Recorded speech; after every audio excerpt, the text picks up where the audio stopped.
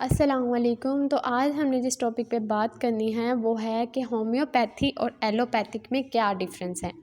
अगर हम आज से कई सदियों पहले देखें तो जो ट्रीटमेंट हुआ करता था वो होम्योपैथिक ट्रीटमेंट हुआ करता था। पेशेंट को नेचुरल मेडिसिन दी जाती थी ताकि उसके हीलिंग प्रोसेस को इन्हेंस किया जाए।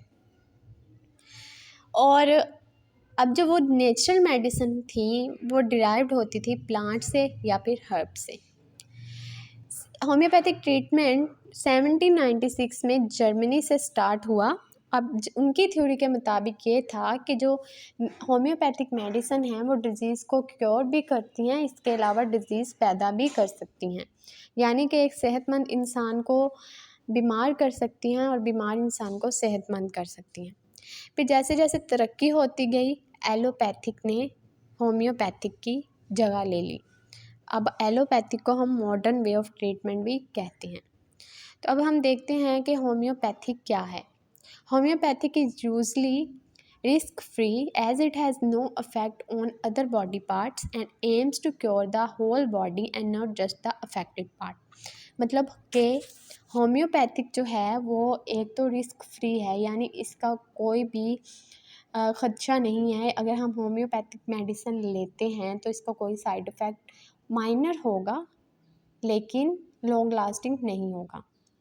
It has no affect on other body part, ये बॉडी के दूसरे पार्ट्स पे इफेक्ट नहीं करता। And aims to cure the whole body and not just the affected part.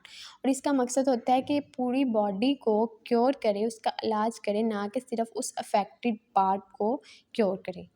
जबकि allopathy targets the specific organ और part that is affected in the body, but there is always a risk of side effect and infection separating to the neighboring body parts। जबकि allopathic हमारे पास क्या आता है कि जो allopathic है वो सिर्फ एक स्पेसिफिक ऑर्गन को टारगेट करता है और स्पेसिफिक ऑर्गन और पार्ट को, जिसकी वजह से बॉडी अफेक्ट होती है। और इसके रिस्क भी हैं साइड इफ़ेक्ट के, कि ये साइड इफ़ेक्ट भी बॉडी में काज कर सकता है। फिर हम देखते हैं कि होम्योपैथिक की बेनिफिट्स क्या हैं। होम्योपैथी के बेनिफिट्स में ये आता है, it claims to stimulate the body on healing response to disease. यानी अगर हम होम्योपैथी मेडिसिन लेते हैं तो ये हमारी बॉडी के इम्यून सिस्टम को स्ट्रॉन्ग करता है कि हीलिंग प्रोसेस इन्हेंस हो। Using specially prepared highly diluted preparation, homeopathy says they aim to treat the whole person, taking into account personality, lifestyle and heredity factor as well as the history of disease।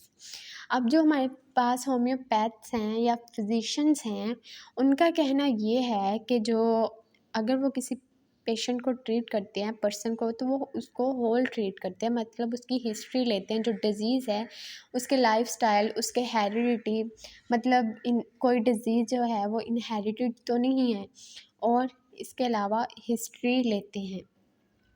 अगर हम benefits देखें allopathic के, तो allopathic receiving treatment of from highly qualified and licence professionals. मतलब allopathy के treatment में जो doctors हैं वो हाईली क्वालिफाइड भी होते हैं और प्रोफेशनल होते हैं। Assessing the most effective medicine using extensive research and tested treatment, assessing clinics and treatment center in most towns and cities, funding for new drugs and treatment in large amount। मतलब ये है कि allopathic में first of all तो जो doctors होते हैं वो प्रोफेशनल्स होते हैं। इसमें जो ट्रीटमेंट मेडिसिन दी जाती हैं वो इफ़ेक्टिव होती हैं। और ये जो ट्रीटमेंट है, मतलब जो एलोपैथिक में हम देखते हैं कि लैब्स होती हैं, मॉडर्न वे ट्रीटमेंट होते हैं, इसमें लैब्स होते हैं, ब्लड टेस्ट किए जाते हैं, इसमें टेस्ट आ जाते हैं, जो कि इसका बेनिफिट है। अगर हम देखें इसके डिसएडवांटेज ऑफ होम्योपैथी, तो great disadvantage of homeopathy is the fact that it is not recommended for emergency treatment. मतलब एमरजेंसी ट्रीटमेंट के लिए होम्योपैथी नहीं यूज़ की जा सकती। It is generally used for lingering condition and disease. मतलब ये किसी भी डिज़ीज़ या लिंगरिंग कंडीशन क्या होता है कि लॉन्ग लास्टिंग हो लेकिन एंड पे आके स्लो हो जाए, वो disease. In some cases many different homeopathic option have to be explored before finding the one thing that work well with the body and cure the medical problem. अब इसमें ये कहा गया है कि बहुत से केसेस ऐसे होते हैं जिसमें जो होम्योपैथिक है, डिफरेंट होम्योपैथिक ऑप्शंस लेने पड़ते हैं, बजाय इसके कि आप एक ही ऑप्शन लेके उस डिज़ीज़ को और उस मेडिकल प्रॉब्लम को क्योर करो। अब होम्योपैथिक के अगर डिसएडवांटेज हैं, एलोपैथिक के भी होंगे। एलोपैथिक के डिसएडवांटेज ये है कि is that most of medicine are associated with some side effect. ज़्यादातर जो मेडिसिन हैं वो उनके साइड इफ़ेक्ट होते हैं। अब इसकी the pill given to treat a disease cure that particular disease but might give birth to another disease in the body. कि मतलब जो मेडिसिन दी जाती है एलोपैथिक ट्रीटमेंट में जो मेडिसिन दी जाती है वो डिज़ीज़ को सिर्फ जो डिज़ीज़ पर्टिकुलर है, जिस ऑर्गन में डिज़ीज़ है, सिर्फ उसी को क्योर करती है, होल बॉडी को क्योर नहीं करती। जबकि एलोपैथिक ट्रीटमेंट में होल बॉडी को क्योर किया जाता है, उसके सिम्टम्स को भी क्योर किया जा सकता है, बीमारी को जड़ से उखाड़ा जाता है। जबकि एलोपैथिक है, इसमें ऐसा कुछ नहीं होता। और ये जो साइड इफ़ेक्ट हैं वो इंटरनल भी हो सकते हैं और एक्सटर्नल भी हो सकते हैं। तो इसका कंक्लूजन हमारे पास यही निकलता है कि homeopathy is much better than allopathic medicine. कैसे कि जो होम्योपैथिक मेडिसिन है उसमें जो हम डोज देते हैं वो हम बच्चों को भी दे सकते हैं। मतलब बच्चों को किस सूरत में दे सकते हैं कि शुगर पिल्स होती हैं जो कि बच्चों को दी जाती हैं और वो कड़वी भी नहीं होती।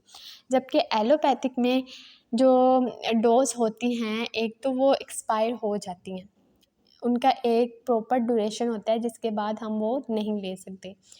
होम्योपैथिक और एलोपैथिक में यही है कि जो होम्योपैथिक है वो सिम्टम्स को भी क्योर करता है और डिज़ीज़ को भी क्योर करता है, जड़ से उखाड़ देता है। जबकि एलोपैथिक में ऐसा कुछ नहीं है। होम्योपैथिक का जो लॉन्ग लास्टिंग इफेक्ट होता है, एलोपैथिक का एक शॉर्ट ड्यूरेशन के लिए हो सकता है और वो बीमारी दोबारा काज भी हो सकती है।